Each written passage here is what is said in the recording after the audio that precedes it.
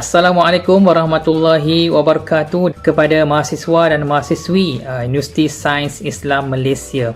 Apa khabar? Saya doakan agar adik-adik di luar sana diberikan kesihatan yang baik dan kita sama-sama doakan agar kita semua dijauhkan daripada wabak COVID-19 yang masih lagi berada di Malaysia pada hari ini. Baik. Buat mereka yang belum lagi mengenali saya Fizri bin Mat Fauzi merupakan alumni Universiti Sains Islam Malaysia. Secara tepatnya, saya merupakan batch kedua daripada Fakulti Syariah dan Undang-Undang dalam jurusan Syariah dan Undang-Undang dan saya telah bergraduasi pada tahun 2011. Jadi pada tahun ini, tahun 2020, genaplah 9 tahun saya menjadi alumni Universiti Sains Islam Malaysia.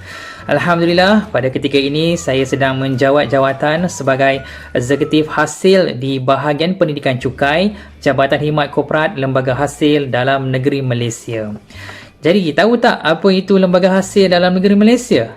Baik, Lembaga Hasil dalam Negeri Malaysia merupakan sebuah agensi di bawah Kementerian Kewangan yang bertanggungjawab memungut cukai langsung kepada negara. Baik, memandangkan sebelum ini saya merupakan lulusan Syariah dan Undang-Undang.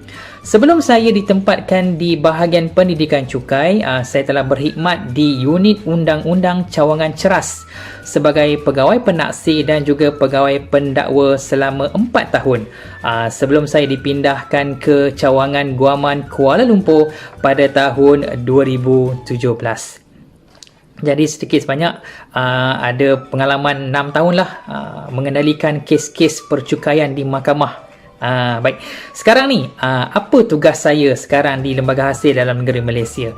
Baik, sekarang ini saya berada di bahagian Pendidikan Cukai dan tugas utama kami ialah memberikan pendidikan seawal mungkin kepada para pembayar cukai dan juga bakal pembayar cukai yang pada mana mereka termasuklah para pelajar di peringkat rendah, menengah dan juga termasuk para pelajar di IPTA dan juga IPTS.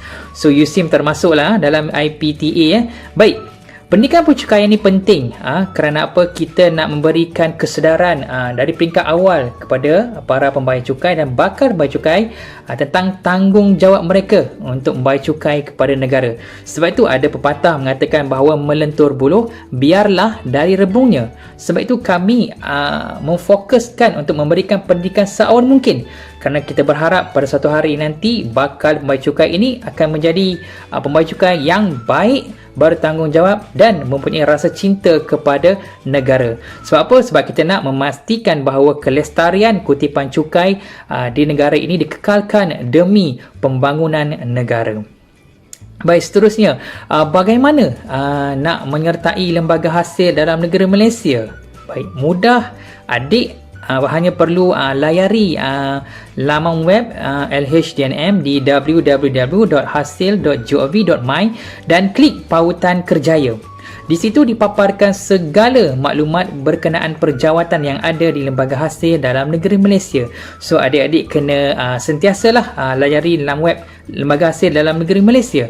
Dan saya sarankan buat graduan lulusan perakaunan, undang-undang dan IT yang pada mana mereka masih lagi memikirkan ke mana hala tuju. Selepas bergraduasi, saya cadangkan Lembaga Hasil dalam negeri Malaysia sebagai destinasi untuk anda membina kerjaya. Kerana di sini laluan anda untuk membina kerjaya sangat-sangatlah luas. Dan bila kata nak masuk Lembaga Hasil dalam negeri Malaysia, apa kriteria yang diperlukan? Baik, setiap agensi dan juga jabatan mempunyai standard dan juga kriteria yang perlu dipenuhi. Jadi pertamanya pastikan adik-adik memenuhi syarat dan kelayakan yang ditetapkan.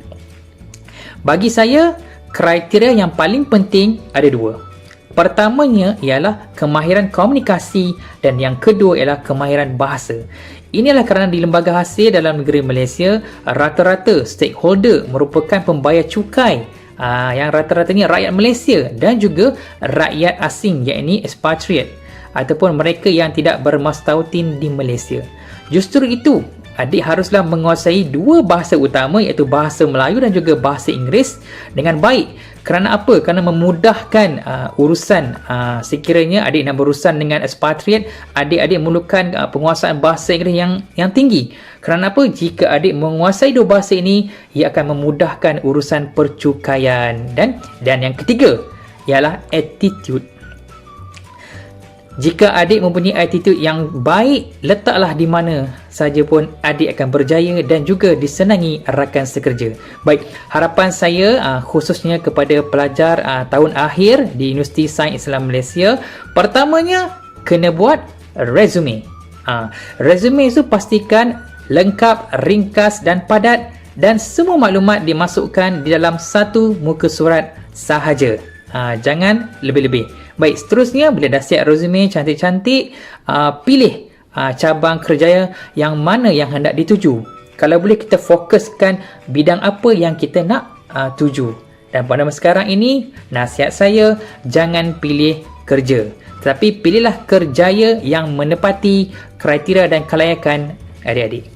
Baik, akhir kata daripada saya, terima kasih kepada Pusat Alumni Universiti Sains Islam Malaysia di atas sesi perkongsian ini, dan kepada alumni yang telah pun berjaya di luar sana, ya, jangan lupa untuk menyumbang kepada universiti yang kita cintai, ya, Universiti Sains Islam Malaysia. Saya bangga menjadi alumni Universiti Sains Islam Malaysia, dan saya harapkan sedikit sebanyak perkongsian ini dapat memanfaatkan adik-adik ataupun para pelajar, mahasiswa, mahasiswi di Universiti Sains Islam Malaysia.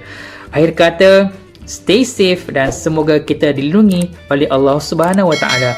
Sekian, wabillahi taufiq wal hidayah. Wassalamualaikum warahmatullahi wabarakatuh.